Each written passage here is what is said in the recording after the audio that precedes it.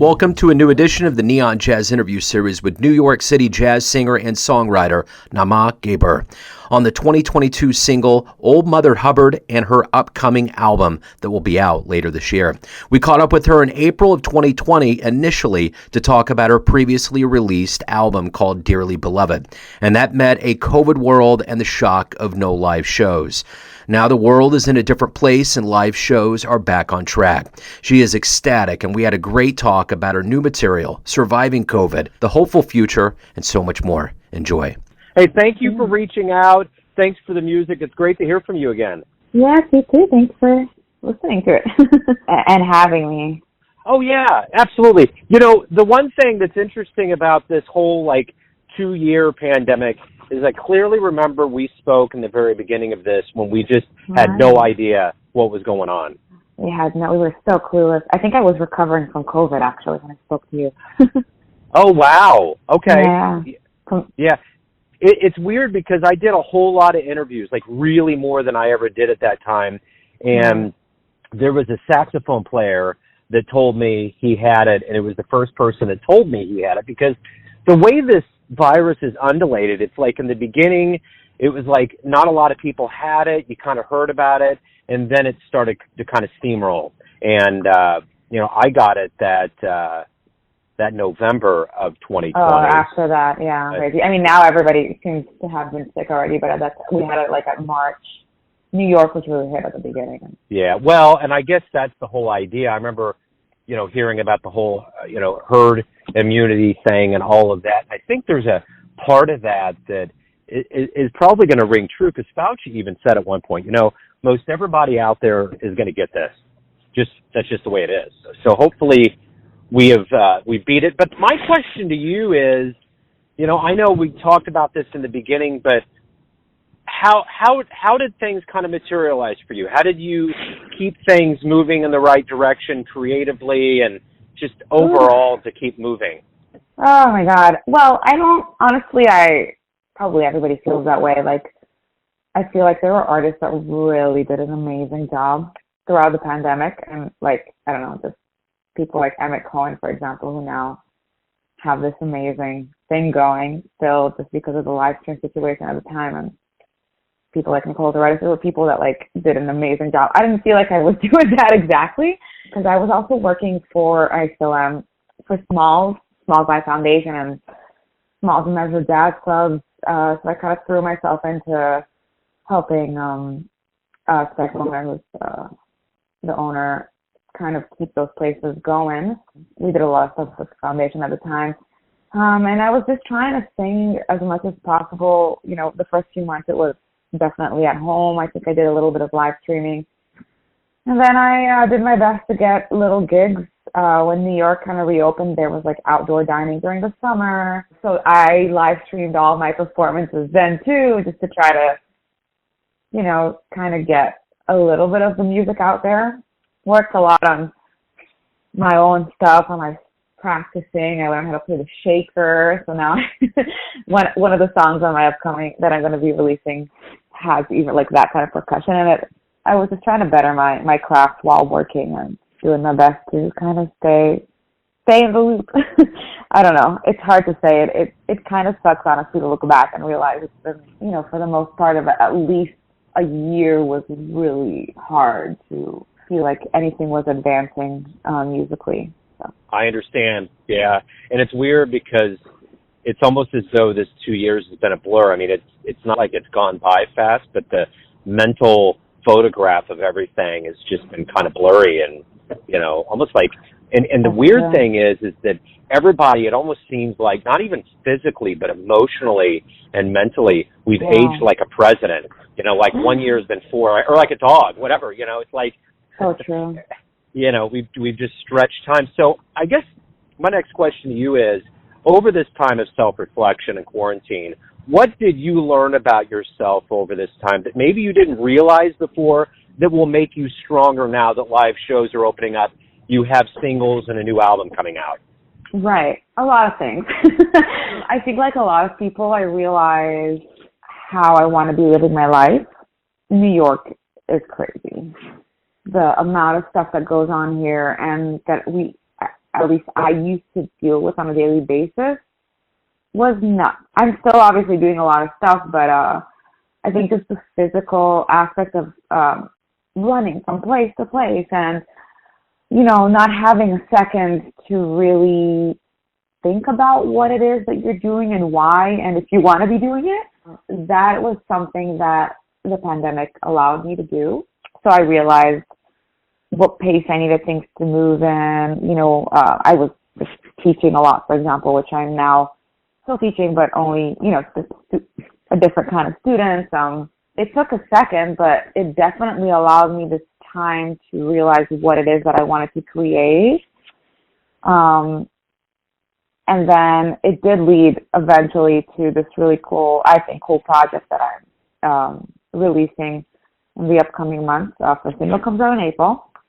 And it, you know, it just allowed me to like focus on the right songs that I wanted to do and you know, the right way I wanted to deliver them. And I think even the whole, we did shoot a video as well.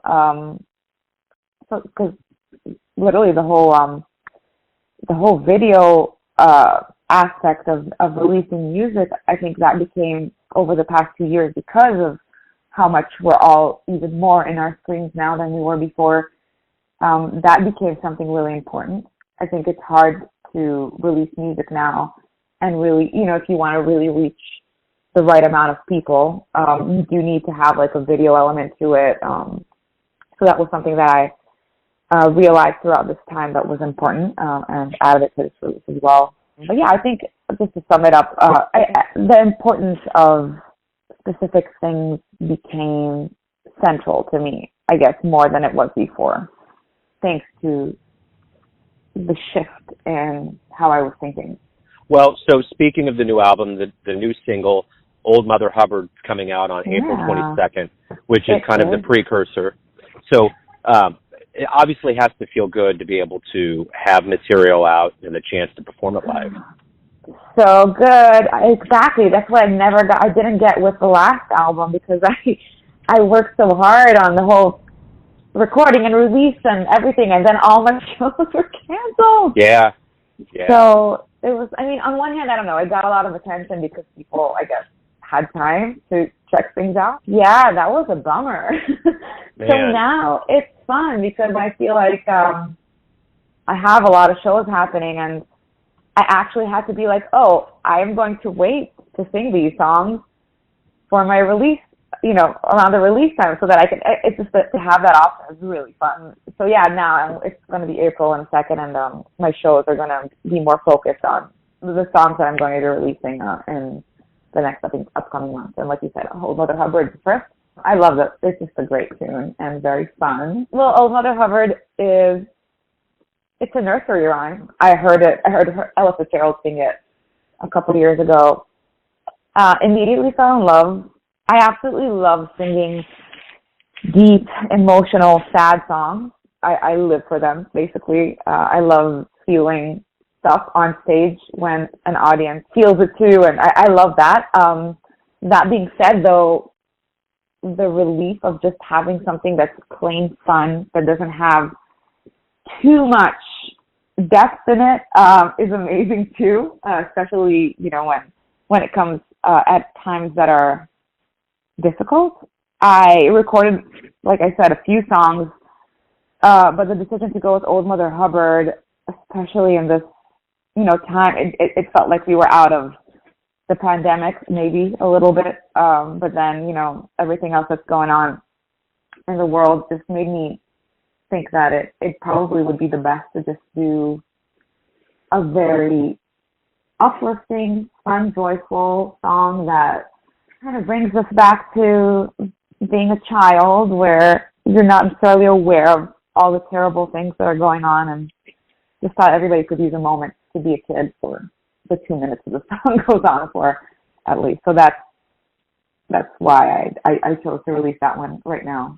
And, you know, you kind of had mentioned, too, that this is a part of a collection of songs that you really carefully picked, and it's fun, and you're looking forward to it. So talk to me about the rest of the album and when that will be released? My new plan for now that I feel like life is completely back, or as back as it can be, is I'm basically going to be releasing smaller albums, like what we call EPs. So the first one is going to come out in November. It has 7 songs on it. I was really fortunate to record them with the support of a very wonderful foundation called the Mumuki Foundation, led by a great person named Jeff Hofer. They donated this beautiful penthouse that we actually just went into, recorded the tunes, videoed them as well by a great vocalist and great artist named Martina De Silva, who did a great job with the videos. After Old Mother Hubbard, every 6 weeks or so, there's going to be another single coming out. Songs are different in style, so it's going to be interesting. Spoiler is that the next tune that's going to be released is not very uplifting and actually dramatic and sad, so there's going to be that contrast, which I'm excited about. And then we're finally, after I think it's going to be like 5 singles, the album's going to come out with an extra 2 tracks. It's going to take a short break for the holidays, but there's going to be more in January of 2023, so there's like this whole plan of new releases over the next couple of years, so it's going to be fun. So, yeah, it absolutely will be. Yeah, and I guess that's my other part of this thinking is, the jazz community reemerges. You're talking about releasing this in a way that you haven't before. And I think a lot of musicians are going to approach their craft and the business side and overall in a way that's different. So my question to you is, how are you going to approach things maybe in a different way that will be more beneficial? And how do you see the jazz community? I mean, being in the largest jazz community on the planet, how do you see that reemerging stronger? That's a great question, because it's definitely something that I've been thinking about and kind of shifting my I guess, plan accordingly. The kind of music that I do, yeah, it's definitely jazz. It's approachable, though, I think, and I think there are audiences out there that don't necessarily know that they like jazz, but the kind of music that I do, and because I'm a singer and it has lyrics, I think there's a broad audience that can become accustomed to this beautiful art form that just doesn't know it. To reach them, I realized that the jazz community, because I guess also because we are doing music that originated earlier in times, not all of it has evolved with how crazy the evolvement of like the whole, like I mentioned, like the whole, like mentioned earlier, like the whole video, scene and the social media scene. And I don't know, every day there's like a new app that has a different way to show your videos on. I'm not even up to date, but I just realized that the business plan needs to be more inclusive of these new tools that emerged. And so I'm really trying to do my best to utilize all these crazy tools to get my music out there to more people and just expose more people to this, I think, great art form. So that is why, that's basically why this new way of releasing is what I'm trying out. I do see more people doing it. It's definitely something that's been happening with at least the younger artists. And I hope it keeps going that way, because it's really, there's so many bad things about how the world looks, like the whole social media thing, and there's so many not good messages out there that I just think, if we could get the attention of at least a little bit of people who maybe would have been doing other things with their TikToks and now can, see this really great music, about a dog, which is Old Mother Hubbard, for example. I feel like it's another way of spreading good and positivity and culture, in this not so great time. Well, and I guess the one thing that's hopeful right now is that we're at the end of this pandemic, hopefully. We're getting back to live shows. So as a performer, what do you hope we all realize about the power of live music that we've largely been away from for about 2 years now? I love that you're asking this, because I remember that you asked like we literally asked the opposite question 2 years ago when we were like, what I think we were saying like what was going, like, no, you asked with all the live streaming, what are people going to value about live performances? Yeah. Here we are. Yeah. Here we are Isn't that 2 years weird? later. Oh my Man. God. I have to say that my live performances since the pandemic have been, I mean, there has been an extra element to it. It's just, it's like there's the extra feeling of, oh my God, like you guys are all here, you're looking at me, I see your eyes and you see mine, I can see the reaction to what I'm doing, and it's just, it was always magical. It's just taken such a, it's just like become so much bigger, the experience of singing to a fully engaged audience. And I think for the audiences too, I see it all the time. You know, I mean, it's been a few, you know, I don't know, it's been a year, I guess, that we've been doing like live shows in some kind of capacity, but in New York, there's tourists that are coming for the first time because there's all these countries that people weren't traveling, and they come to New York and they sit as a jazz club and then they'll be like, wow, like we finally came here after so long, and this is the first show that we're seeing, and they're just so appreciative, and it's just so amazing to be able to give people that experience. And just, you know, what it gives back to me as a performer, getting the energy and the emotions from the audience. It's really made everything that all the reasons that I chose to do this with my life, like, so much bigger, it feels. So that's, yeah, I mean, it's really valuable. Hard to even describe with words, but it's just like, yeah, it's the feeling of seeing people look at you and look at the back is just very, it's crazy because we would never have thought that would have been, that would be an issue. So, yeah. Yeah. And it's funny because this is the second time. I spoke to someone today that I saw live in Kansas City 2 weeks ago at the Blue Room, and there was a Women in Jazz celebrating National Women's Month last month, and they had these noon presentations, and someone was talking about going to the college, UMKC here, and they just literally couldn't get the words out to explain what it was like to, again, be around that many people, you know? And so I think it's a phenomenon, but I think that a part of this, too, is that, especially for jazz being such a small piece of this larger music puzzle that we are all involved with, I think it can only benefit and make it more enriching, and like you said, be kind of the reason why you got into this in the first place.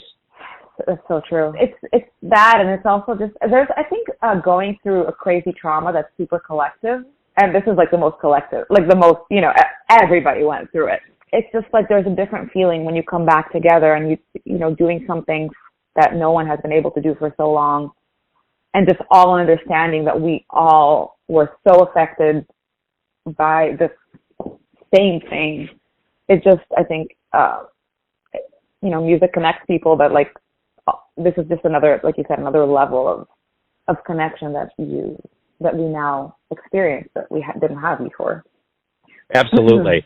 And I think there's going to be a better appreciation for it as we move forward. So, so before we get off here, tell everybody kind of a timeline and where they can pick up the new music so we get it out there in the appropriate way.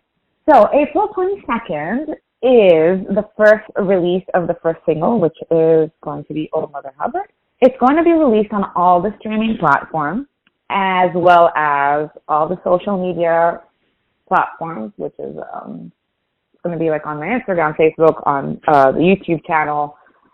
It's actually available for pre-save now, so if, you know, people can literally go anywhere you can write my name in Google and you'll find a way to pre-save the music. After that, there's just going to be every 6 weeks, and it's all going to be updated everywhere on my website or on all the social media pages. There's going to be a single every between 5 to 6 weeks that's going to be released, when finally November 4th is the release of the EP, in which all 7 songs are going to be available. It's going to be only available digitally for the moment, yeah. But my other album is still available. I always joke in shows that I can if people need coasters to put their coffee on with my face on it, then they can get a physical album. Yeah. It's like most people, unfortunately, are buying it for souvenirs now, and because they have nowhere to put it. Especially in New York, nobody drives, so no one has a CD player in their car. Yeah, so it's going to be. But the If I Knew Then is the name of the EP, and that and all other singles are going to be available everywhere, every streaming platform that you could think of. It's there, and it's also like you could purchase it on Amazon as well. Well, I will tell you, being in Kansas City, we're a commuter town, I still like to have the CD and listen to it while I'm driving and sync. So it's a good vessel for me, but it's becoming an outdated technology. So sadly, yeah. I mean, I do I don't know. Maybe if I hear more people like you talk to me, maybe I'll decide to print a few copies and mailing them out. But at the moment, I think it's just going to be digital. Yeah, but I mean, this is the way I see it. This is the weird thing about the music industry. If tapes can come back, anything can come back. That's true. You're right. You're right. I get vinyl. I mean, I get that warm liquid sound, but tapes are just something that I guess it's a hip thing, but it's from a functional, auditory standpoint, I'm not getting it. So yeah, you're right. It's so weird. So flawed, yeah. Yeah, totally flawed. Yeah. So, but at any rate, it was great to catch up. This has been really kind of a full circle event. I clearly remember when we spoke the first time and just not knowing what was going to happen and being in shock. And now we're talking in a very different place, kind of on the end of this. So hopefully we can keep this on our calendar and talk when things are even better down the line. I know. I'm wondering what's going to happen, the next time we talk. Oh, my God. Where are we going to be? Yeah, right. Exactly. And that's the thing I think that, I don't know, there's a level of it that's exciting and haunting at the same time. So. Exactly. Yeah. I really appreciate being on the show again. Have a good day. Absolutely. You too. Take care. Thanks for listening and tuning in to another Neon Jazz interview, where we give you a bit of insight into the finest players in New York City, Kansas City, and spots all over the world, giving fans all that jazz. Thanks to Naama for her time, music, and story. If you want to hear more interviews, go to Famous Interviews with Joe Domino in the iTunes Store. Visit neonjazz at youtube.com, and for everything Neon Jazz all the time, go to the neonjazz.blogspot.com. Until next time, enjoy the jazz, my friends. Here's a bone and it has a piece of meat.